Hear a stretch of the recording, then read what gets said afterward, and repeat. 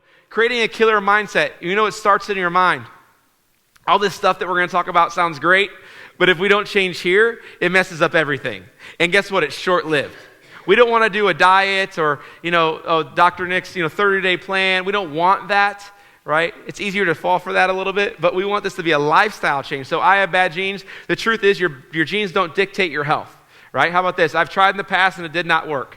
The truth is I have the resources now and the support to do this now instead of just relying on myself in the past. Who knows it's hard to do it by yourself? It's hard to do it by yourself, right? That's why it's awesome that a lot of you brought family and friends here, because that if they're on board, it's going to be a lot easier. I'm just like that. I am this disease. That is wrong. That is false. Once again, your body is designed to be an overcomer. It always is. It's designed to heal, and it is desired to heal. That's how God designed us, okay? I don't have the time to be healthy.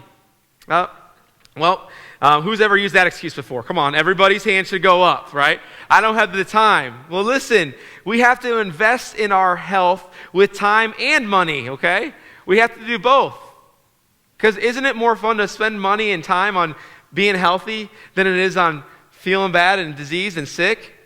Talk to anyone who's in the medical profession. They feel bad for people that they're sitting across the table from because they're spending their time and energy on sickness and disease instead of flourishing with health in their family, right?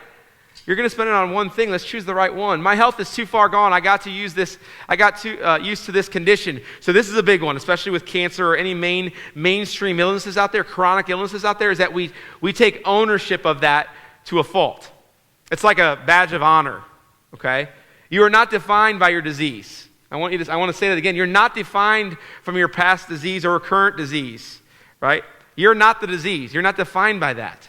But so many of us say, well, I'm a cancer survivor, and it's a good thing. I want to celebrate that, but don't be a victim to that. You with me? It's a small little thought change, but it makes a huge difference, okay?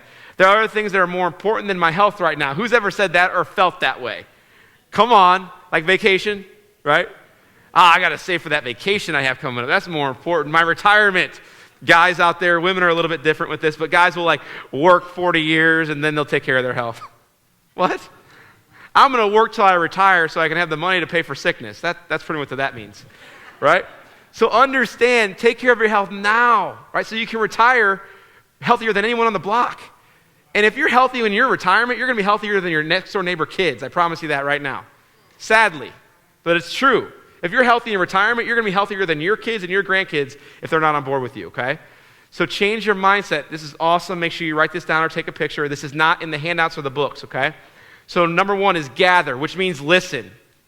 Listen to your five senses. Listen to your body. We've talked about that already today. Listen to your body. Listen to your internal thoughts. Some call that the Holy Spirit, right? Listen. Listen to your body, okay? Two is reflect. Actually, not only listen, but actually question it, reflect, what was I thinking and why am I doing that, right? And start to ask, why is my body feeling this way? Why do I have these symptoms? Why was I diagnosed with cancer, whatever it is? Three is journal. Organize your thoughts on paper. I know this is like elementary school, right? But we have to write down what we're thinking, right? We got to write down our thoughts, our emotions. We got to write down our goals. Write down your goals. Write down what you want to see happen with your health in the next year, in the next 5 years, in the next 10 years. We're about to go over a lot of information that will probably overwhelm you, so what do we need to do? Write down a task list of what we're going to change first, right? Because I know it's not going to happen tonight, okay? Unless there's some overzealous people out there, which I love you, but it's not going to happen tonight. You got to write down the things that you're going to change first. If I say, hey, you need to take out the mercury fillings in your teeth, you're not going to call your holistic dentist when you leave here, okay? Just let's put it out there. You're not going to do it. But if it's a 1-year goal, 3-year goal, 5-year goal, whatever it is, we have to write it down. Revisit, so don't forget it. You got to revisit, and you have to be specific. You got to have be specific. We can't just say, I want to be healthy, because that doesn't work. What does that look like? What does that feel like? What do you want to be able to do, okay? What do you want to be able to do? Another one is reach. Start the plan. The most important thing with reaching is taking action. We have to take action. We got to learn 3 things today that we can take, just 3, and change within the next month. That's all I'm asking. 3 things to take and change within the next month. Okay? 3 things. Take an action. Okay? Kicking stress naturally. That's an awesome graphic. So don't listen to the news, especially in St. Louis, because the city's burning down. Okay? Don't start your day off with the news, and don't end your day with the news. If you've ever had a great day and then you finish it off with a nightly news, that's awesome. Like, that's great. It's like your day was great, now it's awful. And you wonder why you're sad and depressed and anxious, right? You lock the doors at night. We're in a fear-based system. Because as a culture, as a human nature, as a human heart, what do we like to see? Bad things happening, right?